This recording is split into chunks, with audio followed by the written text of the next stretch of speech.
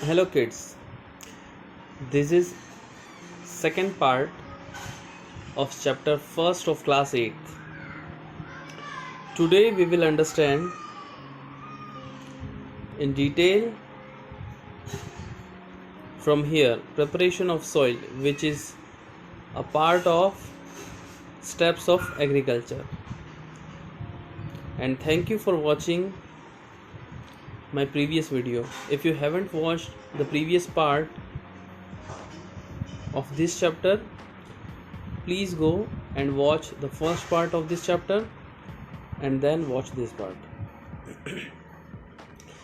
Let's start. The first step of steps of agriculture is preparation of soil. Plowing or tilling of land. In this step, जो ज़मीन है, खेतों की जो ज़मीन है, उसको या तो ट्रैक्टर की हेल्प से या फिर बेलों की हेल्प से ज़मीन की खुदाई की जाती है। जो टूल्स यूज़ होते हैं प्लाइंग के लिए वो हम लोग देखेंगे। उनको हम दो तरीके से कैटेगराइज कर सकते हैं। फर्स्ट जो है वो एनिमल्स यानी बेलों द्वारा, दूसरा जो है जिसको कि ट्रेडिशनल मेथड कहते हैं, सेकंड है ट्रैक्टर से जिसको कि मॉडर्न मेथड कहा जाता है। फिर आता है प्रिविलेजेस ऑफ प्लाइंग। खुदाई जोतने से पहले या फिर बीजों को उगाने से पहले जो प्लाइंग की जाती है उसके क्या फ़ायदे हैं उसको हम समझ लेते हैं। अगर आपने खेतों को अच्छे से खुदाई कर ली तो जो भी आप बीज डालेंगे वो मिट्टी में थोड़ा सा डेप्थ तक चला जाएगा। मिट्टी की जो लेयर्स होती हैं उसमें थोड़ा सा अंदर की तरफ जाएगा, जिससे कि जो रोडेंट्स हैं, चाहे वो गिलहरियाँ हो, चूहे हो या फिर दूसरे जो पक्षी हैं, मोर, कबूतर, और ये सब उन बीजों को खाएंगे नहीं और वो ईज़िली उग पाएंगे, जिससे आसानी से जितने भी आपने बीज डाले हैं ज़मीन के ऊपर वो सारे के सारे उगेंगे। कोई भी पशु पक्षी उसको खा नहीं पाएगा। उसके बाद में जो जड़ें हैं वो अगर ज़मीन के अंदर रहेगी, बीजों की जड़ें जो है वो ज़मीन के अंदर रही तो ईज़िली नया प्लांट जो है वो उग पाएगा। उसके बाद में जड़ों को उगने के लिए और जो इनिशियल फेज़ होता है बीजों के अंकुरित होने का, स्प्राउट होने का, तब उनको ऑक्सीजन की ज़रूरत होती है। और तो ईज़िली उनको ऑक्सीजन मिल जाए मिट्टी के अंदर, उस वजह से हम लोग मिट्टी को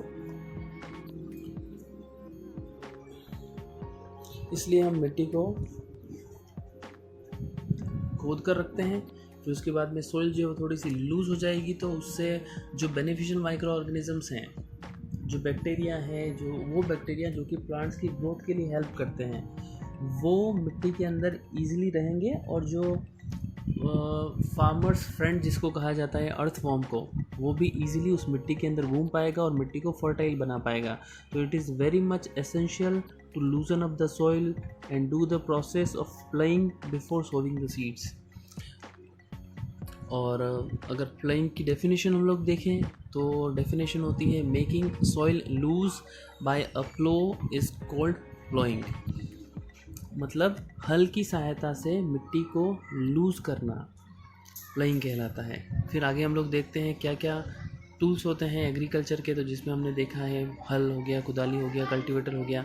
फिर सेकंड प्रोसेस हो गई sowing, selection of qualitative seeds. जब हम लोग बोते हैं तो हम कोई अच्छी क्वालिटी के बीजों को लेने की कोशिश करते हैं। आपने देखा होगा आपके पेरेंट्स, अगर आपके फैमिली में, आपके घर में कोई खेती करते हैं तो वो अच्छे बीज लेकर के आते हैं, अच्छी क्वालिटी के जो हाइब्रिड बीज जो है वो लेकर के आते हैं, सीड्स लेके आते हैं, जिनको कि संकर, आपने देखा होगा मकई जब उगाते हैं तो अच्छे पैकेट के अंदर बीज होते हैं, तो वो गुड क्वालिटी सीड्स होते हैं। फिर हो गया fertilisation and manuring.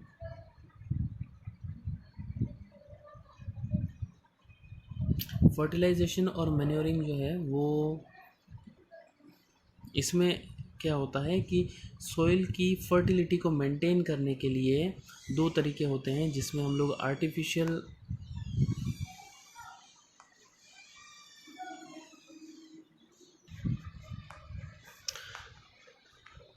Preparation of soil के बाद में जो सेकंड स्टेप है वो होता है सोविंग, जो हमने अभी देखा। फिर उसके बाद में आता है फर्टिलाइजेशन एंड मैन्योरिंग। मैन्योरिंग जो है इसमें क्या होता है, सॉइल की फर्टिलिटी को मेंटेन करने के लिए, सॉइल की उर्वरता को बनाए रखने के लिए हम उसके अंदर टाइमली मैनर पर खाद मिक्स करते हैं। तो एक खाद जो है वो होता है मैन्योर और एक होता है फर्टिलाइज़र्स। तो मैं आपको समझा दूँ, बिल्कुल सिंपल लैंग्वेज में मैं आपको समझाऊंगा सिंपल तरीके से।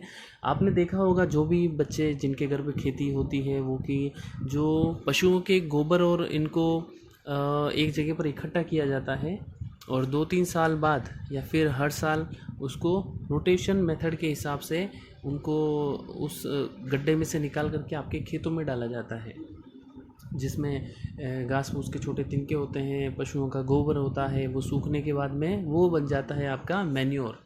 तो वो है खाद, उसको मिट्टी के अंदर मिलाया जाता है, वो ऑर्गेनिक होता है। उसके अलावा दूसरा फर्टिलाइज़र की अगर हम लोग बात करें तो आपने देखा होगा जब चाहे वो मकई हो तो मकई में वाइट कलर के छोटे छोटे दाने जो हैं वो मकई उगने के बाद में फिर उसके ऊपर डाले जाते हैं, या फिर ऊपर उनको हाथ से बिखेरा जाता है उगने के बाद पौधों को, तो वो होता है फर्टिलाइज़र।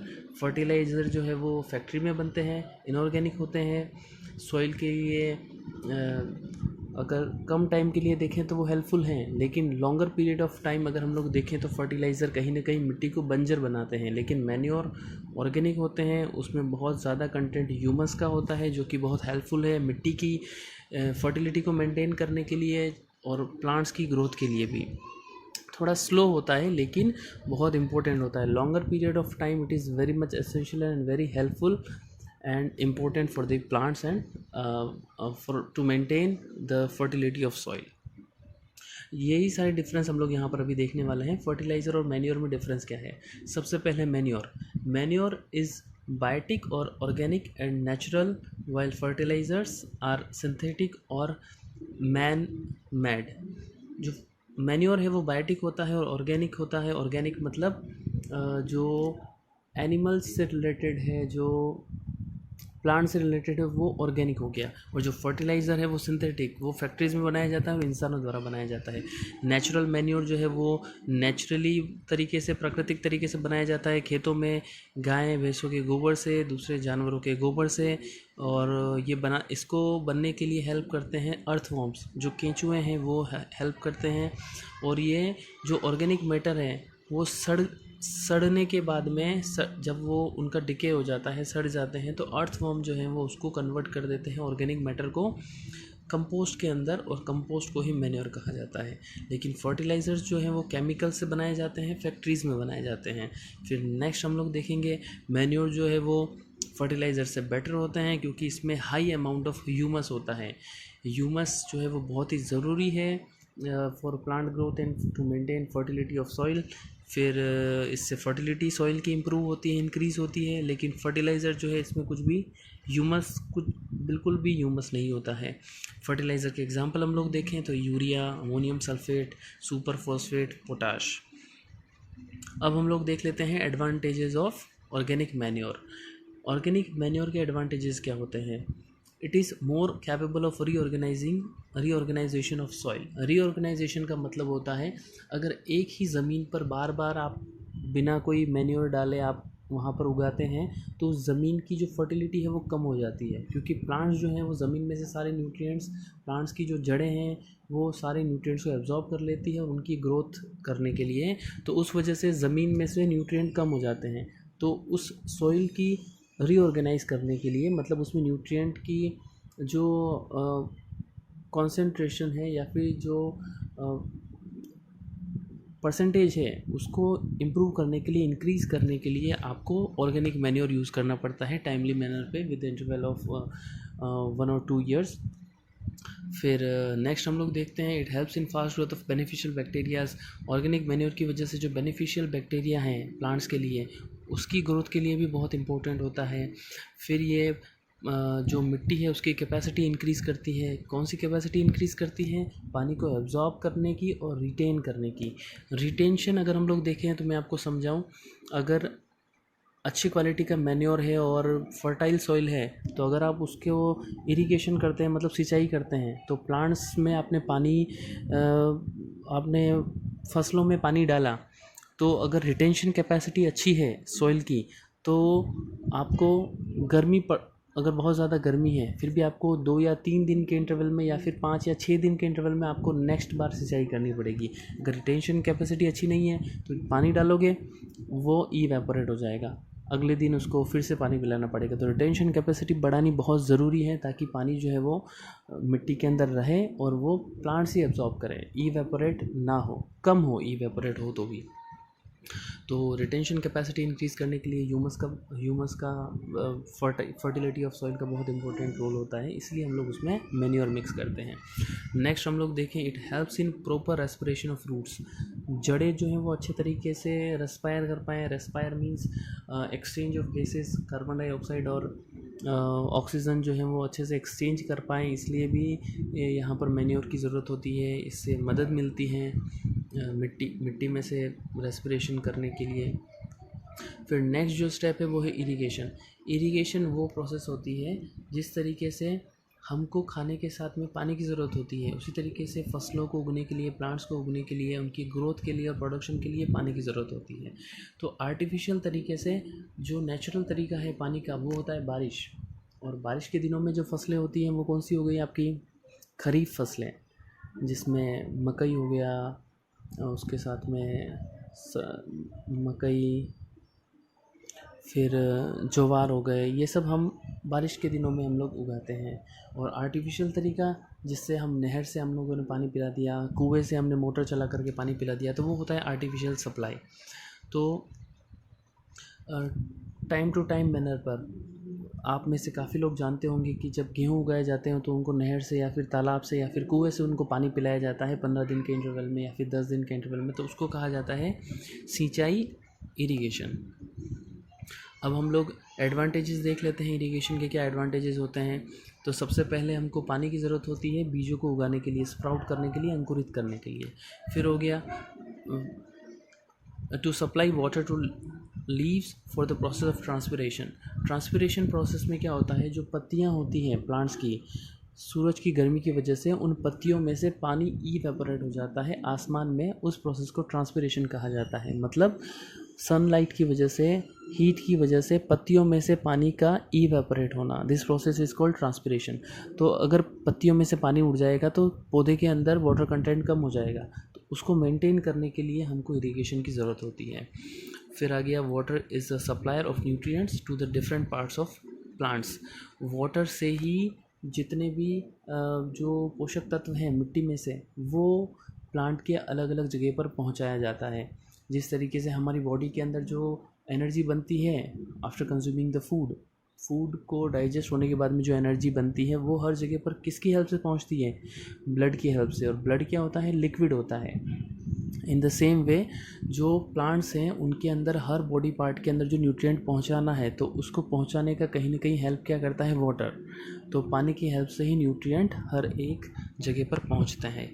फिर दूसरा क्या हो गया? नेक्स्ट इज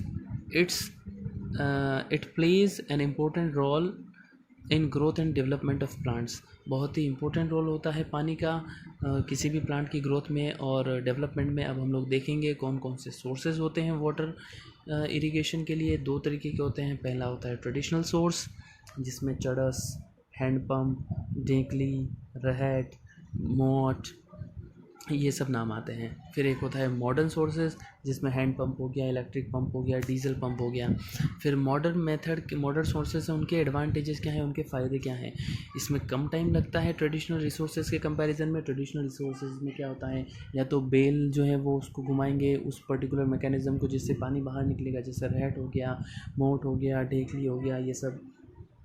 और इसमें मॉडर्न मेथड के अंदर क्या होता है, they take less time compare to traditional resources. कम टाइम लेते हैं। इकोनॉमिक यूज़ ऑफ वाटर, और पानी का इकोनॉमिक तरीके से यूज़ होता है, पानी ज़्यादा वेस्ट नहीं होता। जैसे अगर आपने स्प्रिंकलर सिस्टम अपने खेत में लगाया है, फव्वारा पद्धति, तो उसमें क्या है, पानी जो बीच में रास्ते में बहकर आता है ना, जिसमें ज़मीन एब्जॉर्ब कर जाती है या फिर इवेपोरेट हो जाता है, तो वो नहीं होता। फव्वारे से प्लांट्स के ऊपर ही डायरेक्ट पानी गिरता है, पाइप की हेल्प से हम लोग वहाँ तक पहुँचाते हैं। तो आज के लिए बस हम इतना ही पढ़ेंगे। इसका नेक्स्ट पार्ट जो है वो हम लोग नेक्स्ट वीडियो के अंदर पढ़ेंगे। आई होप आप सभी को समझ आया होगा। अगर आपको समझ आया है तो अपने फ्रेंड्स में और जो भी बच्चे आपके साथ हैं क्लास 8 के बच्चे, उनके बीच में इस वीडियो को शेयर करें। Thank you. If you like the video please like, share and subscribe.